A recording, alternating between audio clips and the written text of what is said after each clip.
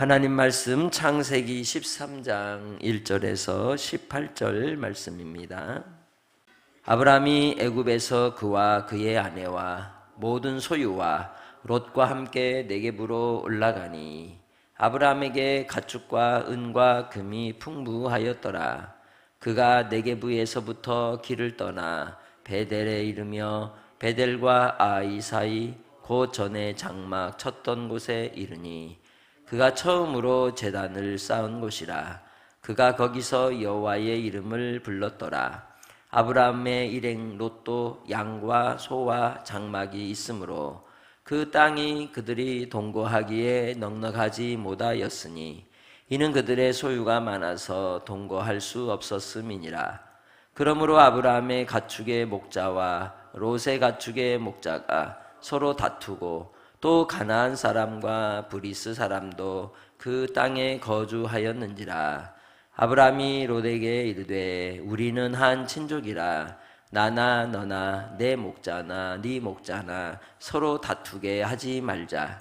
내 앞에 온 땅이 있지 아니하냐. 나를 떠나가라. 네가 좌하면 나는 우하고 네가 우하면 나는 좌하리라. 이에 롯이 눈을 들어 요단 지역을 바라본즉 소알까지 온 땅에 물이 넉넉하니 여호와께서 소돔과 고모라를 멸하시기 전이었으므로 여호와의 동산 같고 애굽 땅과 같았더라. 그러므로 롯이 요단 온 지역을 택하고 동으로 옮기니 그들이 서로 떠난지라. 아브라함이 가나안 땅에 거주하였고 롯은 그 지역의 도시들에 머무르며 그 장막을 옮겨 소돔까지 이르렀더라. 소돔 사람은 여호와 앞에 악하며 큰 죄인이었더라. 롯이 아브라함을 떠난 후에 여호와께서 아브라함에게 이르시되 너는 눈을 들어 너 있는 곳에서 북쪽과 남쪽과 그리고 동쪽과 서쪽을 바라보라.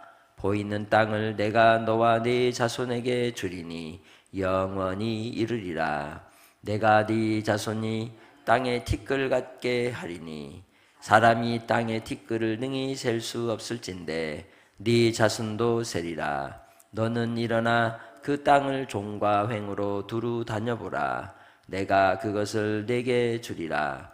이에 아브라함이 장막을 옮겨 헤브론에 있는 마므레 상수리 수풀에 이르러 거주하며 거기서 여호와를 위하여 제단을 쌓았더라. 아멘.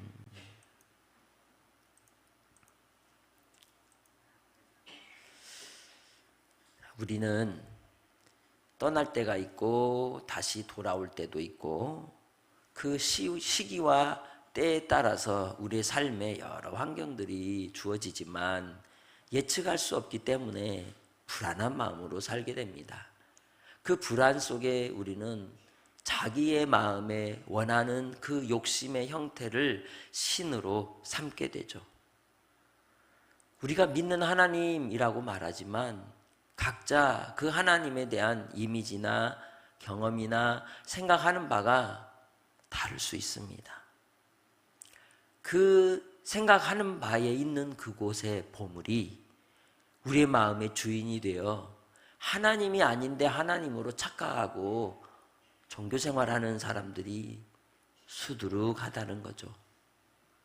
아브라함과 조카 롯이 같이 갈대아 우르 땅을 떠났지만 그리고 그 가나안으로 동행하는 길에 함께했지만 하나님을 온전히 믿고 섬기고 따르는 자는 아브라함이었습니다. 같이 애굽에도 갔고 그곳에서 큰 풍성한 하나님의 재산과 은혜를 입게 하셨고 돌아왔지만 그 모든 과정 속에 하나님은 은총을 베푸시되 주 안에 있는 자에게 베푸시는 줄 믿습니다. 그래서 이 아브라함에 대한 이야기들을 우리가 살필 때 실수투성이 아브라함, 허물 많은 아브라함, 항상 생각하고 판단하는 게 엉뚱한 것을 선택하여서 어려움과 곤란함에 빠진 아브라함을 할지 모르지만 우리는 아브라함보다 더해요. 따져보면 우리는 하나님을 바라고 하나님을 의지한다 하면서도 우리의 선택은 항상 내 마음의 욕심을 따를 때가 많은 겁니다. 그게 우리 모습인 겁니다. 성경 말씀을 볼 때 우리는 판단하면서 보는 실수를 많이 합니다. 왜 그렇게 되었을까요? 어릴 때부터 부모님이 그러했고 친구들이 그러했고 항상 비교라고 하는 기준 속에서 우리 자신도 상대방도 우리 관계된 사람들이 끊임없이 그러하였기에 우리의 생각의 틀이 그렇게 정해져 버리고 만 겁니다. 하나님의 말씀을 받을 때 그 말씀 속에서 우리에게 하시고자 하는 그 뜻을 찾아야 하는데 우리는 그러지 못하죠. 어떤 한 인간의 행동들을 보고 아이고 저거 잘못했네 라고 우린 얘기합니다. 그러기 전에 그 말씀 속에서 하나님은 어떻게 우리를 인도하여 주시는가, 그 하나님의 섭리하심을, 하나님의 역사하심을 바라볼 수 있는 주의 은혜가 여러분 안에 있으시기를 바랍니다.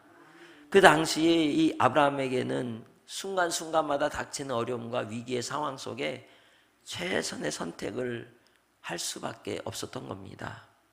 본문에서도 이제 아브라함과 이 아내와 그리고 모든 소유와 조카 롯까지 다 데리고 가나안의 남방 지역을 네게부라고 부르거든요. 이 네겝 사막 지역인데 이 네겝으로 올라왔다는 거예요. 애굽을 떠났다는 거죠.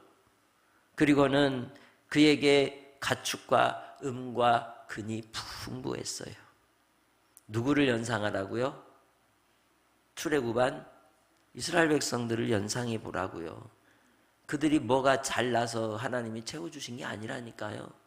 아브라함에게 하나님이 풍성함을 주시는 은혜의 섭리가 그가 실수하는 가운데 그의 삶의 환경 속에서도 하나님의 공급하시는 은혜는 변함이 없는 겁니다. 나의 삶도 그렇습니다.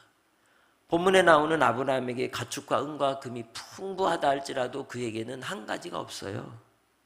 뭐가 없어요? 자식이 없어요. 사람들이 볼 때 걔는 복 없는 사람이야. 그러나 아브라함은 누가 그의 기업이냐? 하나님이 기업이에요. 그러기에 그는 복 있는 사람인 거예요. 그리고 그는 언약을 받은 사람이기 때문에, 약속의 사람이기 때문에 복이 있는 겁니다. 그래서 그가 네겝에서부터 베델까지 이르렀는데 베델과 아이 사이 세겜에 그가 장막을 쳤었죠. 그곳에 이르러 처음으로 제단을 쌓은 곳이라고 얘기합니다. 거기에 와서 하나님의 이름을 불렀던 겁니다. 주 하나님께 이름을 불렀다는 건 뭘까요? 하나님 만나기 위해 하나님을 찾았다는 뜻이겠죠. 돌고 돌아서 주님 앞에 다시 나와 하나님을 찾는 겁니다.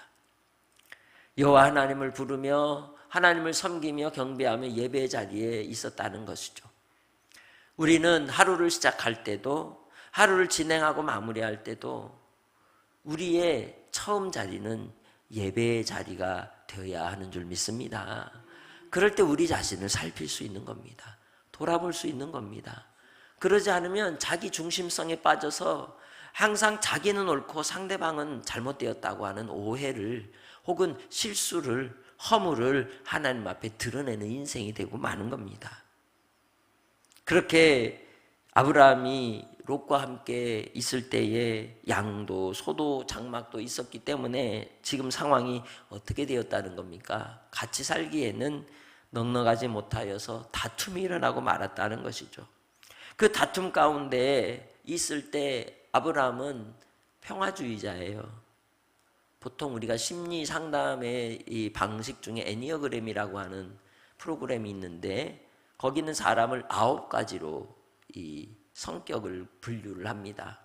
그리고 그 성격의 9가지가 딱 떨어지는 9가지가 아니라 양쪽 날개에 있는 성향을 같이 연결해서 이렇게 설명하기도 하죠.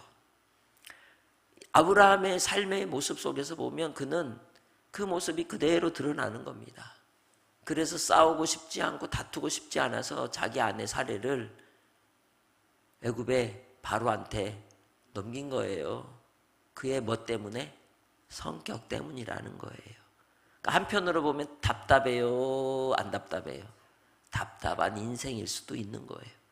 그런데 하나님은 그에게 은총을 베푸신 겁니다. 그래서 이 아브라함은 조카 롯과의 관계 안에서 다툼이 일어나기에 네 목자나 내 목자나 친족인데 어찌 다투게 하냐. 그러지 말자. 우리 좀 떨어져 살자.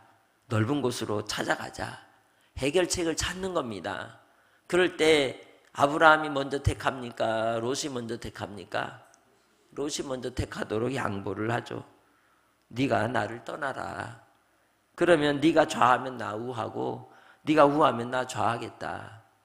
네가 원하는 곳, 네가 하고 싶은 거 해라. 하나님의 자녀의 모습이 그러할 때가 있습니다.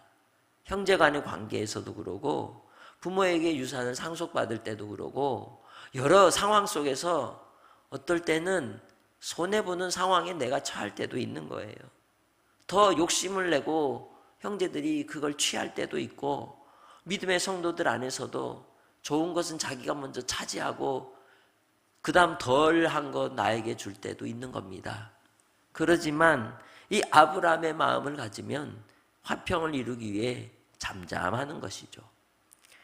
그런데 하나님께서는 이 속에 은혜와 은총을 담아 두신 겁니다. 그 성품과 성향을 따라 하나님은 사용하시는 거예요. 하나님께서는 그 선택권을 롯에게 준 게 아니라 실은 누가 가지고 있었느냐? 하나님이 가지고 계신 겁니다. 아브라함에게 그 마음을 주심도 그가 그 결정을 하는 것도 하나님의 은총 가운데 그를 부리시고 이끌어 인도하여 주신 주님의 은혜인 것이죠. 왜? 하나님의 나라는 소유의 넉넉함에 있지 않기 때문이에요. 좋은 것을 선택한다고 그게 영원히 좋던가요?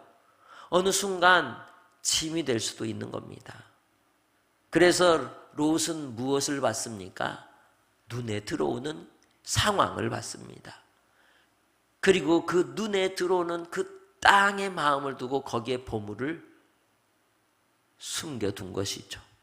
그것이 바로 소알까지 물이 넉넉한 것을 보았습니다. 그것이 풍요로운 목초지가 가득한 곳으로 보여 마음에 쏙 들었거든요. 우리 장로님, 권사님 같은 뭐 할 텐데 저 좋은 땅 우리 삼촌이 가세요. 저는 이곳에서 젊으니까 젊어서 고생 사서도 하는데 충분히 읽어갈 수 있습니다. 할 수 있을 텐데 더 없어 가고 자기가 물어버립니다. 그것이 사람이에요. 그 욕심 따라 자기 중심대로 판단하고 생각하고 원하는 대로 끊임없이 우리 본능적인 우리의 마음 안에서는 끓어오르는 욕심이 그걸 택하게 하는 겁니다. 그래서 믿음의 사람은 주 안에서 나중에 남는 것을 가져가는 겁니다. 우리가 우리의 행동들을 잘 살펴야 하는 것이에요. 내가 정말 어떻게 살아가고 있는가? 나는 내 손은 어떤 행동의 패턴과 습관으로 살고 있는가? 그것이 나의 부끄러운 욕심의 실체인 겁니다. 그래서 롯은 그대로 그 자리를 택하되 여호와의 동산 같고 애굽 땅과 같은 풍요로움이 가득한 곳이라고 착각하고 들어가게 된 것입니다. 그런데 그가 이 아브라함을 떠났을 때 그는 요단 온 지역을 택하여 동으로 옮겼지만 여전히 무슨 신세? 떠돌이 신세예요. 떠돌이 신세. 거기 간들 누가 반겨주겠습니까? 자기 삼촌이나 반겨주지. 그러니 그곳에서도 이곳 저곳 머무르고 장막을 옮기고 또 옮기고 소돔까지 갔다는 거예요. 소돔도 거기서 영원히 살려고 간 게 아니라는 거예요. 가다 보니까 거기까지 갔을 뿐이에요. 그게 아브람과 롯이 다른 거죠.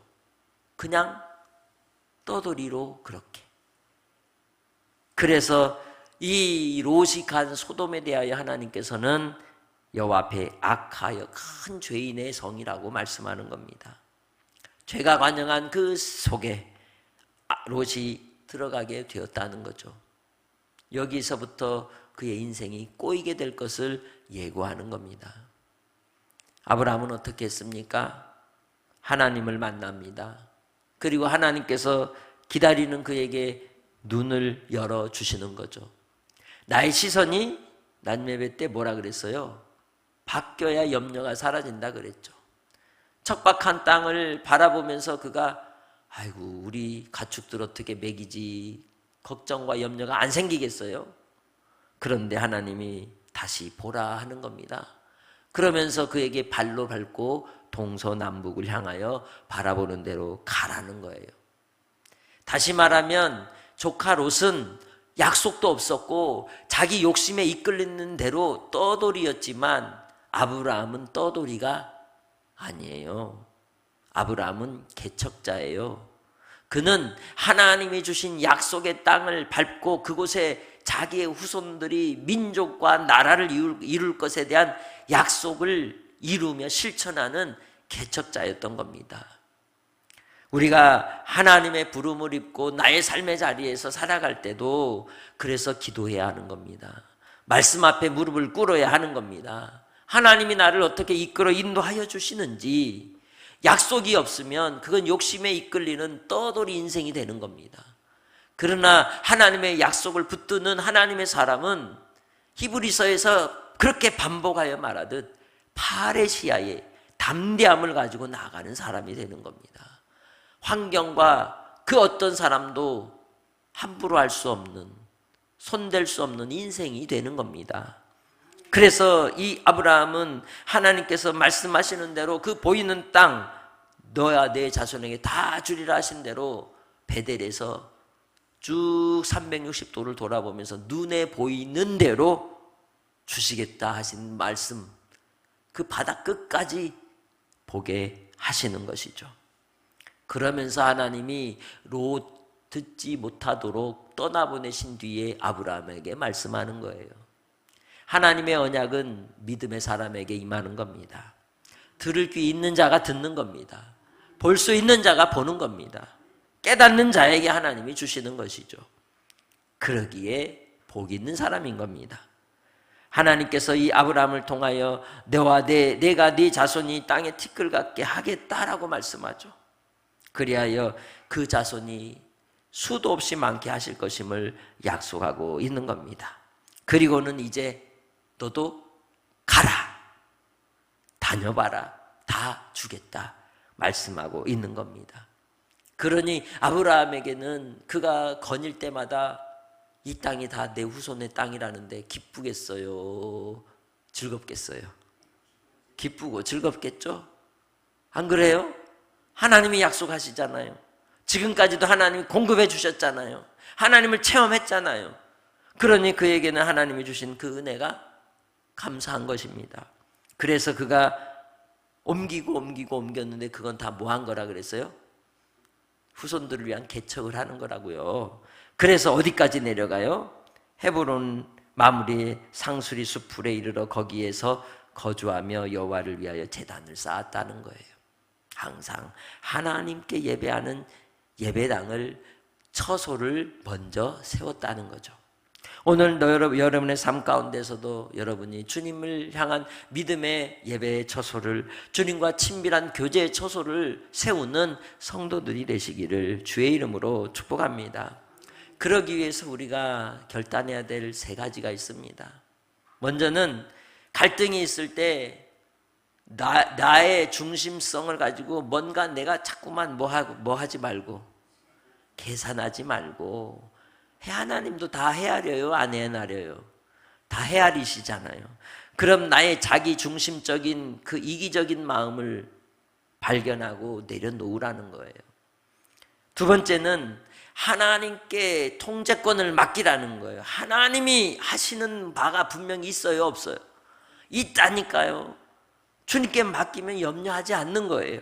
그리고는 이제 어디로 향하여? 예배의 자리로 즉각 돌아오라는 거예요. 그것이 바로 하나님께서 주실 언약을 이루는 담대한 용기 있는 개척자의 신앙인 줄 믿습니다. 오늘 하루도 주 안에서 여러분의 삶이 그 뜻을 이루고 승리하는 삶이 되도록 위해서 오늘도 기도하는 이 새벽이 되시기를 주의 이름으로 부탁합니다. 하나님 아버지 감사합니다. 우리의 삶이 과연 어디를 향하여 가고 있습니까? 믿음으로 가는 길에 하나님께서 동행하여 주시고 은혜와 은총과 사랑으로 이기적이었던 나의 마음이, 나의 모습이 내려지게 하시고 양보함으로 오히려 하나님께서 우리를 주장하시고 주관하시는 하나님의 섭리하심을 맛보게 하시고 아버지 하나님의 뜻을 바랄 때마다 주님과 사귐의 자리에 먼저 나아가게 하시고 말씀과 기도의 전무함으로 하나님께서 이루시는 놀라운 역사를 맛보는 아브라함의 믿음의 계보를 있게 하옵소서. 오늘도 한날의 삶을 통해 사랑하는 믿음의 권속들 치유와 회복과 또한 응답의 역사로 주께서 기쁨이, 감사가, 기도가 넘치는 한날이게 하옵소서. 감사하며 예수님의 이름으로 기도합니다. 아멘.